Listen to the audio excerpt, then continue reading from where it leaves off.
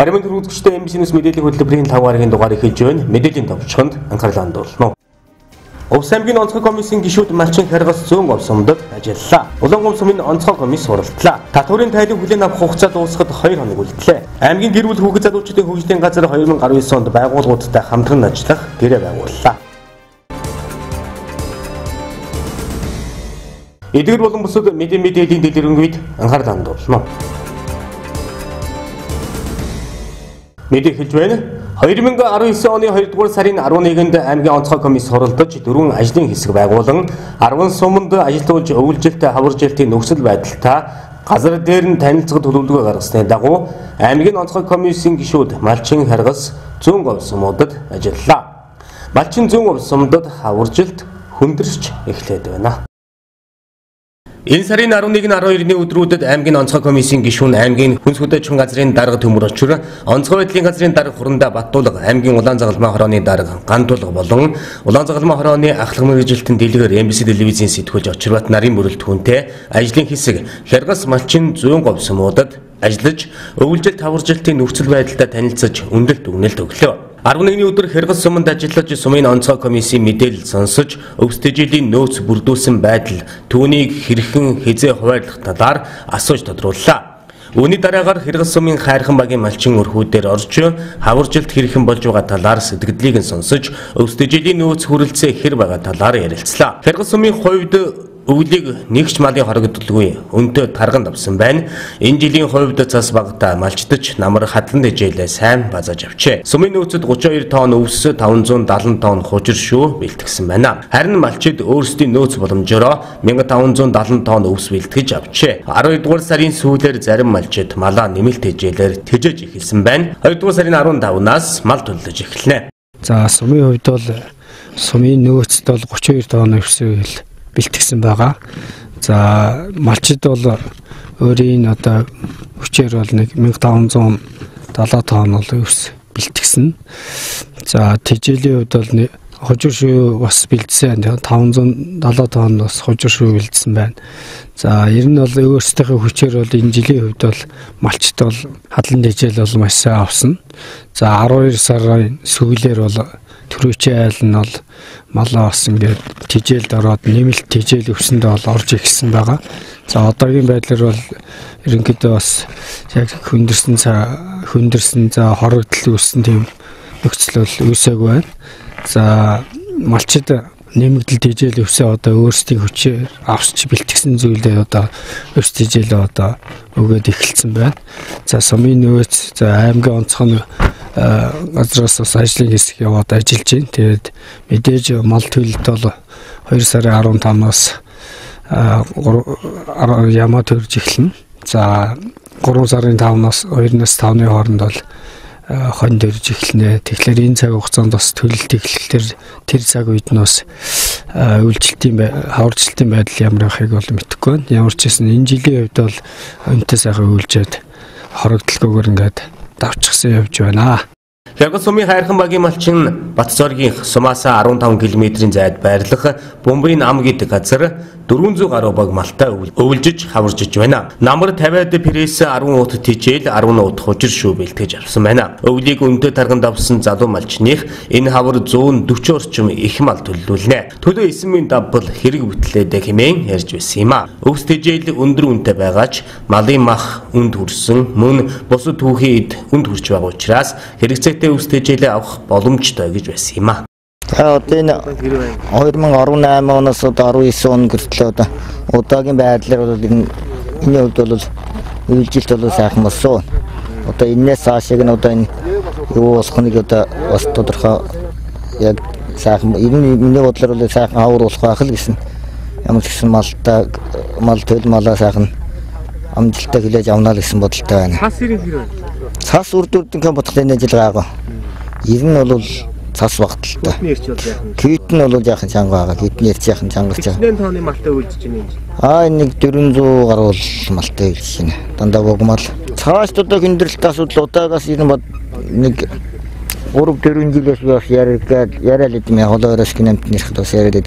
Хашааны ажил бууцсан нэг л яахан тийм таарах маягаар юм уу чулуун нэг жишээл болгодог бас нэг тоо хэмжээтэй учраас бас сарвчаа бас шилжиж байгаа. Хашаа сарвч шинжилж амжиддаг. Увс аймагт хамгийн их цас унаж шүүтрдэг сум бол зүүн Увс сум юм. Энэ жил зүүн Увс суманд 132 мянган толгой мал өвөлжиж хаваржиж байна.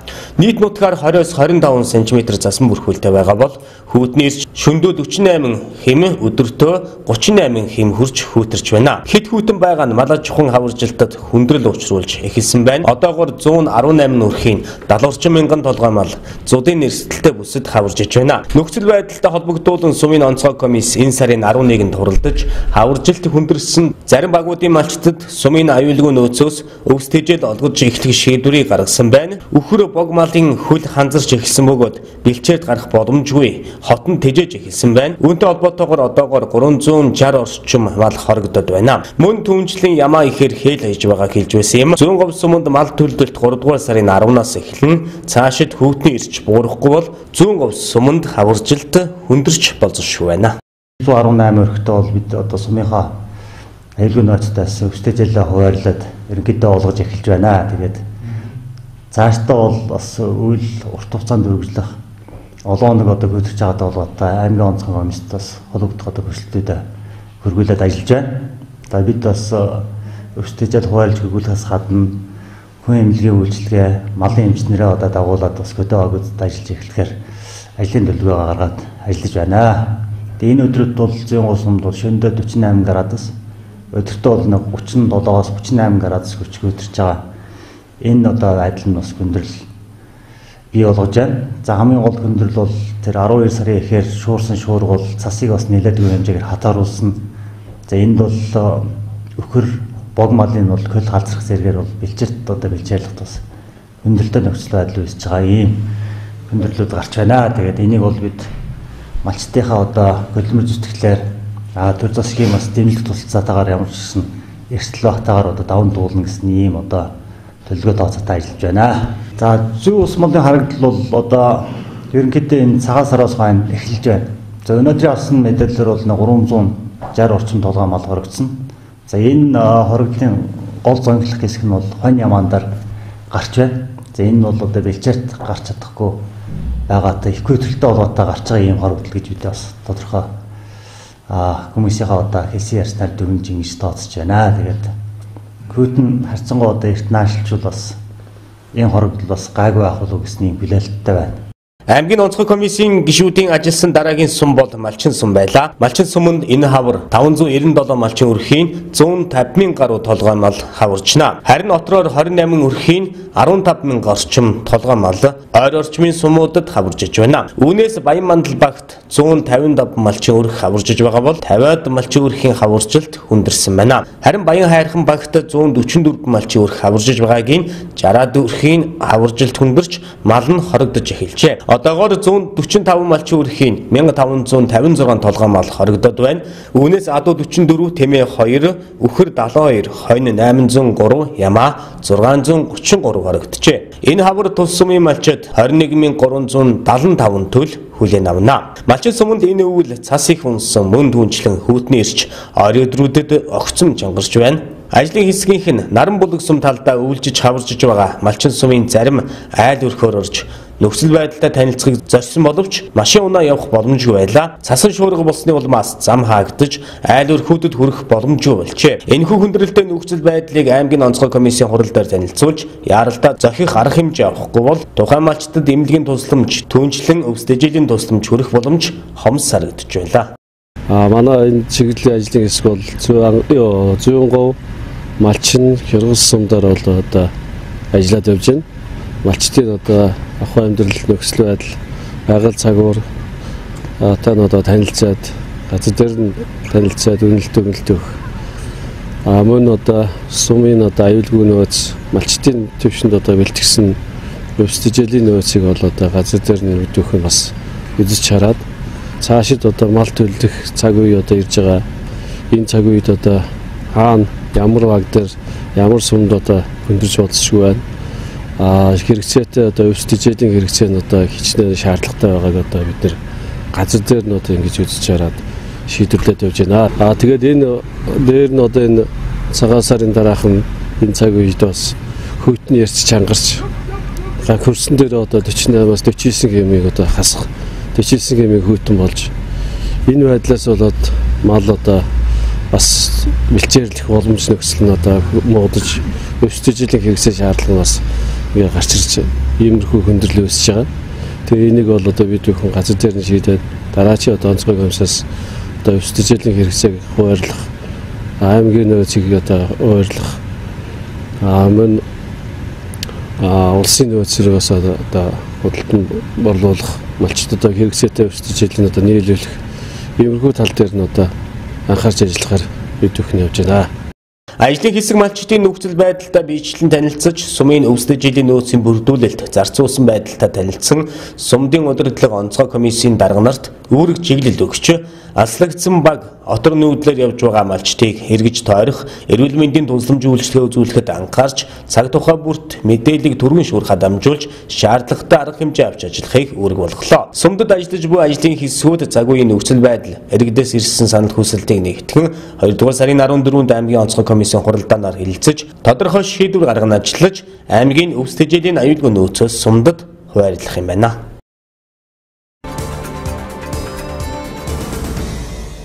Дараагийн мэдээ. Сүүлийн өдрүүдэд хүйтний эрс чангарч хаваржилт хүндэрч болзошгүй байгаатай холбогдуулан Улаангом сумын онцгой комисс хуралдаж, өвөлжилт хаваржилт хүндэрч байгаа Улаангом сумын 2 8 дугаар багийн малчдад нөөцийн өвсдөж жилийг хуваарлаж тараах шийдвэрийг гаргасан байна. Энэ шийдвэрийн дагуу малчдад өвсдөж жилийг олгож эхлээд байна. Улаангом сумын онцгой комисс хуралдаж өвөлжилт хаваржилт хөндөрч байгаа 2 8 дугаар багийнхаа айл өрхөдөр явж нөхцөл байдалтай танилцах ажлыг зохион байгуулсан байна. Улаангом сумын багийн бодлого хариуц зохицуулалт хариуцсан мэрэгжилтэн дүүр сэрэнгээр ахлуулсан бага 2 дугаар багт ажилласан бол Улаангом сумын засаг дарга Пүрүжавар ахлуулсан ажлын хэсэг хөндлөнгийн чиглэл Багнуур Гилан Бурааны зүрийн малчдын өвөлжилтийн нөхцөл байдалтай танилцаад ирсэн байна. Улаангом сумын харьхраа чиглэлд малын хоригдолтой өвөлжилт хөндөрч болзошгүй байна. Цагаан сар өнгөрснөөр бид нэр Улаангом сум 2 хэсэг гарч хөдөө 2 дугаарыг 8 дугаарыг дээр ажиллаа. 2 дугаарыг дээр багийн бодлого зохицуулалт хариуцсан ажилтнууд дүүрсэнгээр ахлуулсан баг ажиллаад яваад ирлээ. Миний үеэр ахлуулсан баг хөндлөнгийн чиглэлд Багнуур Гилан уртлаараа шаттаас нааш эргээд буруу зүрээс нааш эргээд ажиллаад яваад ирлээ. Энэ хүйтэн нэлээд байна. Хүйтэн жиндүүд мал жоохон турж эцэж байна. Өвсдөж жилийн нөөц ерөн дуусж байна гэсэн мэдээлэлтэй байна. За малын хорогдол бол 2 дугаар багийн харьхаа чиглэлтэй байна. Харьхаагийн цаана чигээ чин когташуу бөөрг цааталда лойлингийн чиглэл бол нэлээд бас хичүүдж байна. Сас орсон шуургатай хүйтэн учраас мал жоохон хорогдох магадлал өндөртэй байна. Тэгээ бид нэр өчигдөр буюу 2 дугаар сарын 12-нд сумын онцгой комисс хуралдаад нөөцийнхээ өвсөө гаргахаар шийдвэрийг гаргалаа. Энэ дээр бол бид нар 3 хэсэг газар энэ өвсдөж жилээ нөөцлсөн байгаа. Улаангомын төв дээр, харьхраа багийн төв дээр, хөндлөн багийн төв дээр ингээд чиглэл нөөцөө бэлдсэн байгаа учраас бид нар чиглэлийнхаа багуудад харин нөөцийнхээ өвсөө бэлдээд гаргахаар шийдвэрийг гаргасан байна. Энэ үүрэг даалгаврыг манай урлагч дарга аваад одоо өнөөдөр хэрэгжүүлээд ажиллах нөхцөл бололцоо бүрдэж байгаа. За бид нар 3000 буудлын өвс байгаа, 3 газар 1000 гараа багталцсан байгаа.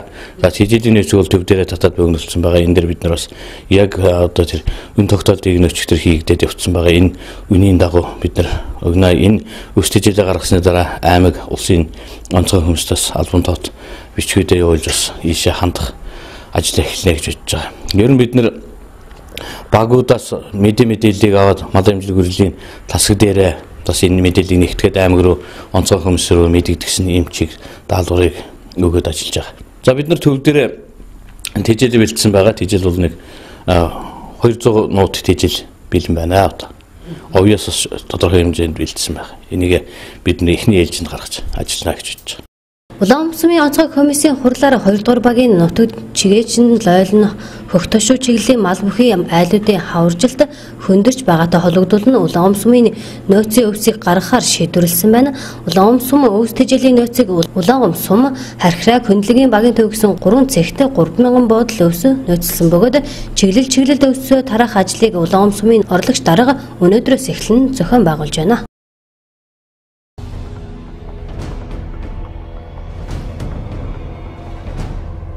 Эрдэнэ мэдээллийн даатгалын ерөнхий газраас 2019 онд даатгуулагчдад олгох зайлшгүй шаардлагатай эмийн үнийн хөнгөлөлтийн зардалд 33.9 тэрбум төгрөг төсвөлж улсын хэмжээнд гэрээ бүхий 17 эмийн сангаар дамжуулан шинжилсэн жагсаалтаар хөнгөлөлттэй эм олгож байна. Эрүүл мэндийн даатгалын үндэсний зөвлөлийн 24 дугаар тогтоолоор эрүүл мэндийн даатгалын сангаас үнийн хөнгөлөлт үзүүлэх зайлшгүй шаардлагатай эмийн нэр төрөл үнийн дээд хязгаар хөнгөлөлт хэмжээг шинжилэн баталж энэ оны 1-р сарын 15-наас мөрдөж эхэлсэн юм. Эрүүл мэндийн даатгалын байгууллага нь даатгуулагч иргэдийн хамгийн түгээмэл худалдан авдаг эмийг эрүүл мэндийн даатгалын цахим журийн системд үндэслэн судалгаа хийснээр жагсаалтыг шинжиллээ. Судалгаанаас үзэгдэх эмийн үнийн хөнгөлөлт авсан даатгуулагчдын 56.7%-ийг 50 буюу түүнээс дээш насных нь эзлэж зовлон тохиолдох өвчлөл болох зүрх судас хоол боловсруулах замын чихрийн шижин тархи толгойн болон элэг цусны эмийг хамгийн их хэрэглэж байсантай холбогдуулан 60 гаруй нэрийн эмийн хөнгөлөлтийн хувийг нэмж 50 гаруй эмийн үнийн дээд хязгаарыг бууруулсан байна.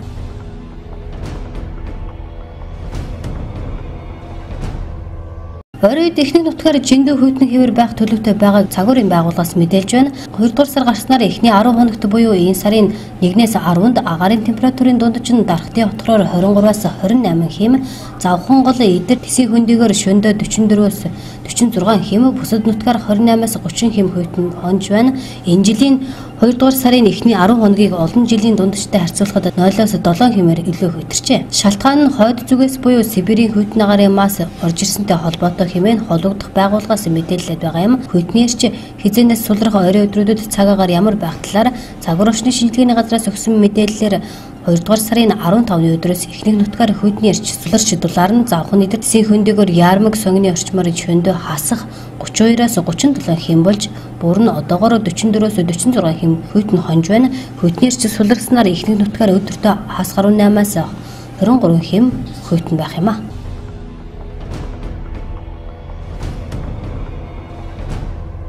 Нэмэгц зөрчлийн албан татварын урамшууллын суглааны ээлжид тохирол 2 дугаар сарын 17-ны нэм гарагт боловсрол телевизээр орон даяар шууд явагдана. Иргэн та 2019 оны 1-р сарын 1-ээс 31-ний өдөр хүртэл хугацаанд худалдан авалт хийсэн баримтаа 2 дугаар сарын 16-ны өдрийн 23 цаг 59 минутаас өмнө цахим төлбөрийн баримтын системд бүртгүүлснээр нэмэгц зөрчлийн албан татварын урамшууллын суглаанд хамрагдан аздан болох боломжтой юм.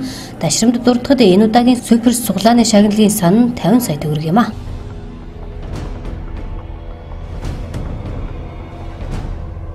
Эрдэнэс 5-7 инновац зөвлөлдүүлэл сэдвүүдэд зөвлөгөөнд туушин зочид бодолд боллоо. Зөвлөгөөнийг Монгол Улсын сайд засгийн газрын хэрэг эрхлэх газрын дарга оюун эрдэнэ нээж өгөхдөө уулуурхайн салбарт инновац нэвтрүүлэх цаг болсон гэж тодтоглоо. Мөн хөгжлийг 4 жилээр бус 20-с 25 жилээр төлөвлөх, эдийн засгаа улам тулгууртай болгох дундаж давхаргаа 70-аас дээш хувьд хүргэхийн тулд бүгд хамтран ажиллах ёстой. Энэ бүхэнд эрдэмтэн судлаач, эдийн засагчдын оролцоо чухал. Цаашид Норвегийн тэтгэврийн сан зэрэгтэй адил баялагын сан байгуулж уулуурхайн салбараас олсон орлогоос иргэдтэй хуваарлдаг сайн туршлагыг нэвтрүүлнэ. Энэ санг улс төрөөс ангид байлгаснаар стратегийн ач холбогдолтой ордуудын өрөг өөж иргэд төлхөө хөртөө учиртай сүүлийн үед 1072 хувьцааны ногдол ашиг олгох нь зөв буруу гэсэн байр суурь иргэд ихээр илэрхийлэх болсон. Засгийн газар үүнийг мөн судалж хамгийн оновчтой зөв шийдвэр гаргахаар ажиллаж байна гэлээ.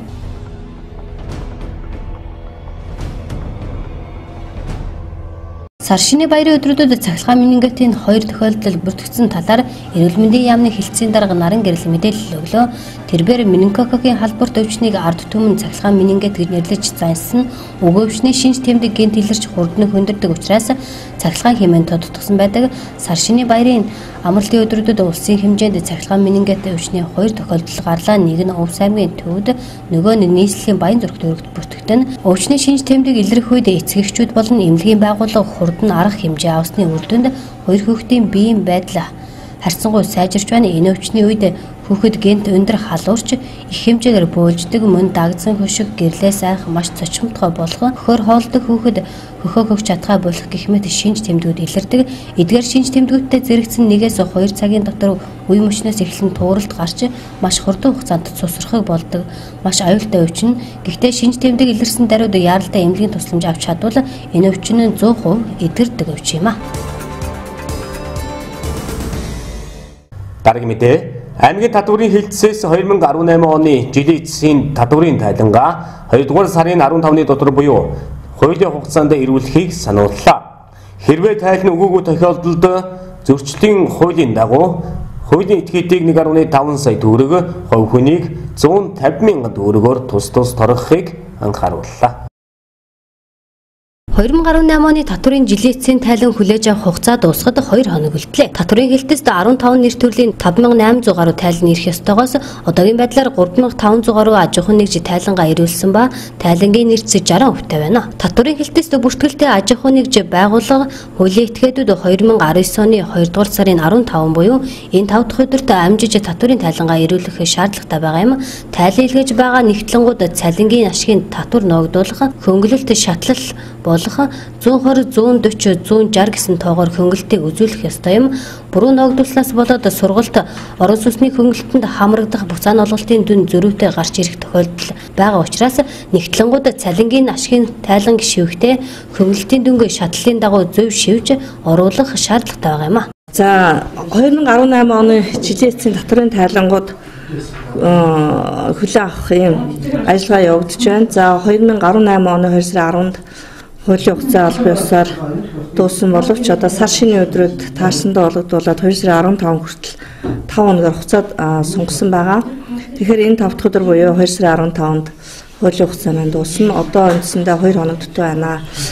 Тэгэхээр тайлангийн эрс бол өнөөдрийн байдлаар 5800 гаруй бид нар тайлан хүлээж авах бас дөнгөж 60% та 3500 гаруй тайлан хүлээгээд авчиад байна. Цаана 2300 гаруй тайлан ирээгүй байна. Тийм учраас бид нар 2 хоногийн дотор энэ 40% нэрцийг хангахын ажиллагаа бид нар хийж байна. Үлдсэн одоо хугацаанд багтааж татвар төлөгч маань татврынхаа тайлангуудыг яаралтай илгээх юм шаардлагатай байна. За тайлан хүлээж авах хугацаанд бас тайлан дээр анхаарах бас асуудлууд гарч байна. Жишээлбэл аж ахуйн нэгжүүд маань 2018 онд цалингийн ашигын татвар ногдуулахад одоо хөнгөлөлт бол шатлалтай болсон байгаа. За энэ шатлалыг бол 120, 160, 140 гэсэн ийм одоо тодорхой одоо тоогоор энэ шатлал хөнгөлөлт үзүүлсэн байх хэвээр. За энэ одоо шатлалыг буруу хэрэглээд хөнгөлөлтийг буруу ногдуулснаас болоод сургалтын төлбөр, орон сууцны чөлөөлтөнд хамрагдах хүмүүсийн буцаа олголтын дүн маань бас зөрүүтэй гарах ийм бас зөрчил гарч байна. Тийм учраас нэгтлэнгууд маань цалингийн ашигын татварын тайлан шивхтэй хөнгөлтийн дүнг шатлалын дагуу зөв эдлүүлж зөв одоо тайлангаа шивж илгээх юм шаардлагатай байна. За ийм зөрчилтэй тайлангуудыг бид нар бол ингээд хөөхний орлогын албан тайлангаар буцаан авалт авахаар ирж байгаа иргэдийн материалыг бид нар одоо буцаах хүртэл ийм арга хэмжээ авагдаж байгаа учраас энэ тайланг бол одоо 15 дотор ийм тайлан зөрчилтэй илгээсэн байгаа бол тайлангаа засаж илгээх юм шаардлагатай байна. Хөнгөний орлогын албан татварын хөнгөлөлт буцаан олголтын материалыг 1-р сарын 1-ээс авч эхэлсэн бөгөөд орон сууц худалдаж авсан болон сургалтын төлбөр төлсөн татвар төлөгчид энэ хөнгөлөлтөнд хамрагддаг татварын буцаан олголт авах хүсэлтэд иргэд 2-р сарын 15-ны дотор бүх хүч баримт тайлангаа бүрдүүлж аймгийн татварын хэлтээст ирүүлэх ёстой юм. Хөнгөний орлогын албан татварын тухай хуулийн дагуу орон сууц сургалтын төлбөрийн хөнгөлөлт чөлөөлөлт эдлэх иргэдийн материалыг хүлээн авч байна. Орон сууц худалдан авсан болон сургалтын төлбөр төлсөн баримтыг баримт цэгмэнээс хэвлсэн байх шаардлагатай тул баримтаа заавал авахыг зөвлөж байна. Хөнгөний орлогын албан татварын тайлан 70% явж байна. Хуваараа бизнес эрхлэгч иргэд татварын тайлан хүлээж авах хуулийн хугацаанд амжиж тайлангаа ирүүлэх шаардлагатай байна. 3-дугаарт 2 сарын 15-ны дотор хөнгөний орлогын албан татварын тайланг бас ирүүлэх ёстой. За энэ дээр бол хуваараа бизнес эрхэлж байгаа иргэд тийм ээ, зах дээр бизнес эрхэлж байгаа, за өсчин гоо сахны үйлчлэгээ үзүүлж байгаа, тээврийн үйлчлэгээ үзүүлж байгаа, хуваараа бизнес хийж татвар төлж манай дээр тайлангах ёстой юм хүмүүс бол 2 сарын 15-ны дотроос хуулийн хугацаанд хөнгөний орлогын татварын тайлангийн зарлалтын дагуу тайлангаа заавал ирүүлэх ёстой. За тайлан ирүүлээгүй аж ахуйн нэгж хувь хүнд бол тодорхой хэмжээний зөрчлийн хуулийн дагуу хариуцлага хүлээлгэхийн заалттай байгаа бид нар дахин анхааруулъя. Тийм учраас аж ахуйн нэгжүүд хувь хүмүүс маань өөрсдийгөө одоо төлбөрийн ийм эрсдэлд оруулах хүнд бол хуулийн хугацаанд заавал тайлангаа ирүүлэхийг бид нар анхааруулж байна. За тайланг бол бид нар захимаар хүлээн авч байгаа. За өнөхөр одоо захимаар хүлээн авах боломжгүй бол татварын хэлтсээр татвар төлөгчд зориулсан компьютер байршуулсан байгаа. Татварын хэлтсээр ирээдүйн компьютер дээр бас тайлангаа илгээж болж байгаа. За мөн цаасаар бас гаргах юм боломжтой. За идэвхтэй бид нар цаасаар гаргахыг бол бид нар айлуулах багасгах юм арга хэмжээ авч байгаа учраас та бүхэн маань захимаар ингээд тайлангаа илгээх шаардлагатай байна. За дараагийн нэг асуудал орон сууц сургалтын төлбөрийн хөнгөлж чөлөөлтийн материалыг за мөн бид нар 2 сарын 10-ны дотор хүлээж авахын хугацаа тогтоосон байгаа. Бид нар 10-аас 15-ны хооронд бол энэ материалыг одоо хяналтын шатанда бид нар одоо хянуулж тэгээд эцсийн байдлаар захин дээр шивэх хэрэгтэй. За гэтэл одоо хүүхний орлого төрийн тайлан бас нэг 70 гаруй хувьтай явж байна. Материалаа авчирж өгөх хүмүүс яг өнөөдөр маргааш бас 2 өдрийн хугацаанд яаралтай авчирж өгөхгүй бол бас хугацаанд амжихгүй байх ийм одоо эрсдэл гарах болж байна. Тийм учраас одоо өнөөдөр маргаашийн дотор орон сууц сургалтын төлбөрийн хөнгөлж чөлөөлтөнд хамрах хэрэгдвэн материалаа бас яаралтай авчирж өгөөч гэж энэ анхааруулж хэлэх байна. Аймгийн татварын хэлтсээс 2018 оны жилийн эцсийн татварын тайланга 2 дугаар сарын 15 буюу 5 дахь өдөр хүртэл хүлээн авах юм. Хэрвээ тайлангаа өгөөгүй хоцроосон тохиолдолд зөрчлийн тухай хуулийн дагуу хуулийн этгээдэг 1.5 сая төгрөг хувь хүнийг 150 мянган төгрөгөөр тургах юм байна. Дараагийн мэдээ. Аймгийн гэр бүл хүүхэд залуучуудын хөгжлийн газар 2019 онд хүүхэд залуус руу чиглэсэн олон ажлыг хийж хэрэгжүүлнэ. Энэхүү төлөвлөгөөнд тусгагдсан ажлууд болон улс аймгийн хэмжээнд хийгдэх томоохон хөтөлбөр, хуулиудыг иргэдэд хүртээмжтэй болгох үүднээс улс аймгийн 22 агентлаг аж ахуйн нэгж байгууллагуудтай хамтран ажиллах санал солилцох уулзалтыг зохион байгуулж гэрээ үзүүллээ. 2019 онд аймгийн гэр бүл хүүхэд залуучдын хөгжлийн газар хүүхэд залуус руу чиглэсэн томоохон ажлуудыг хийхээр төлөвлөсөн байдаг. Энэ хүрээнд хүүхдийн эрхийн хууль, эрх зүйн хороо, залуучдын салбар зөвлөл, хүүхдийн төлөө зөвлөлийн хуралдааныг зохион байгуулж энэ онд хийгдэх ажлын төлөвлөгөөг эцэслэн баталсан юм а. Гэр бүл хүүхэд залуучдын хөгжлийн газрын гэр бүл хүүхэд хөгжлийн хэлтсээс 2019 онд хүүхэд рүү чиглэсэн 5 чиглэлийн хүрээнд 19 ажил, залуус руу чиглэсэн 5 чиглэлийн хүрээнд 24 ажлыг хийхээр баталсан байдаг. Энэхүү төлөвлөгөөнд тусгагдсан ажлууд болон улс аймгийн хэмжээнд хийгдэх томоохон хөтөлбөр хуулиудыг иргэдэд хүртээмжтэй болгох үүднээс улс аймгийн 22 агентлаг хэлтээс аж ахуйн нэгж байгууллагуудтай хамтран ажиллах санал солилцох уулзалтыг өнөөдөр зохион байгууллаа. За аймгийн гэр бүл хүүхэд залуучуудын хөгжлийн газраас одоо 2019 онд маш томоохон ажлууд хийгдэхээр төлөвлөгдсөн байгаа. За энэ ажлынхаа чиглэлийг бас гаргахын тулд бид өхөн салбар зөвлөлөө хуралдуулад за мөн одоо дээрээс барьж байгаа бодлогоо бас танилцуулаад одоо цаашд хэрэгжүүлж хийх ажлын төлөвлөгөө баталсан байгаа. За мөн одоо энэхүү ажлыг одоо хэрэгжүүлэхийн тулд байгууллага хоорондын одоо хамтын ажиллагаа маш чухал байдаг. Тиймээс одоо Улаангом сумын хэмжээнд үйл ажиллагаа явуулж байгаа, за Увс аймгийн хэмжээнд үйл ажиллагаа явуулж байгаа 22 агентлаг болоод за Улаангом сумын цэцэрлэг сургуулиудыг бас урьж за мөн одоо аж ахуйн нэгж байгууллагуудыг урьж одоо хамтарч ажиллах гэрээнд өнөөдөр гар үсэх зурх үйл ажиллагаа зохион байгуулж эхэлж байгаа маа. За энэ үйл ажиллагаа бол маш бас урт хугацааны ажил болох байх гэж төлөвлөгдөж байна. За энийг одоо зохион байгуулснаар одоо байгууллага хоорондын уялдаа сайжирч маш хамтын ажиллагаа маш их өргөжих учиртай. За ингэснээр одоо иргэдэд одоо хүрэх төрийн үйлчилгээ за залуучуудын чиглэлээр, гэр бүлийн чиглэлээр, хүүхдийн чиглэлээр явуулж байгаа үйл ажиллагаас иргэдэд хүрэх ойр дөт зам болох юм а. Яг өнөөдрийн байдлаар бол сургууль, цэцэрлэгийн эрхлэгчнэр болоод за боловсрол соёл урлагийн газар гэсэн ийм газруудын бас удирдлагуудыг урьж бид өхөн уулзалт зохион байгуулж байна. За энэхүү одоо уулзалт хэлцүүлэхэд бол юуны тухайар ярьж ингэхээр за мөн одоо энэ бол хүүхд тамаатай байгууллагууд учраас за энэ хүүхд дээлтэй орон нутгийн хөтөлбөр Увс аймгийн хэмжээнд хэрэгжихэр болсон байгаа 6 аймгийн нэгээр сонгогдсон. За мөн одоо бид өхөн аймгийн иргэдийн төлөөлөгчдийн хуралдаа санал оруулаад хүүхд дээлтэй орон нутг гэсэн дээд хөтөлбөрийг бас батлуулсан байгаа. За энэхүү хөтөлбөрийн хүрээнд хийгдэх ажлуудаас танилцуулж байна. Мөн одоо хүүхдийн эрхийн хууль зүйн хороо гэж байдаг. За энэ хууль зүйн хороо хуралдаж бас цаашд хийж хэрэгжүүлэх ажлыг бас энэ жил баталсан. За мөн одоо залуучуудын хөгжлийн салбар зөвлөлүүд байгуулагдаад бас зөвлөлийн хурал болсон. За энэхүү яг хурлаараа бас ямар ажлууд хийхийг бас телевизээр бас танилцуулсан байгаа. За энэхүү ажлуудаас яг чиглэлийн хүмүүст бас танилцуулсан явж байна. Мөн одоо хүүхдийн төлөө зөвлөлийн хурлаас саяхан болсон. За энд бол хийх ажлуудаас нэг хүрчлэн батлуулж төсөв мөнгө тавилсан байгаа. Тэгэхээр цаашдаас энэхүү ажлуудыг чанартай зохион байгуулахын тулд яг одоо салбарын хүмүүстээс уулзах шаардлагатай болсон. Энэ ч үднээс бас энэхүү уулзалтыг бас өнөөдөр зохион байгуулж байна. Энэхүү уулзалтыг зохион байгуулснаар бид бүхэн одоо хамтын ажиллагааны гэрээ байгуулж одоо үзэглэх юм. Ингэснээр одоо төр үйлчлэгээс иргэдэд хүртээмжээ сайжруулах гэсэн үднээс энэхүү үйл ажиллагаа зохион байгуулж байгаамаа.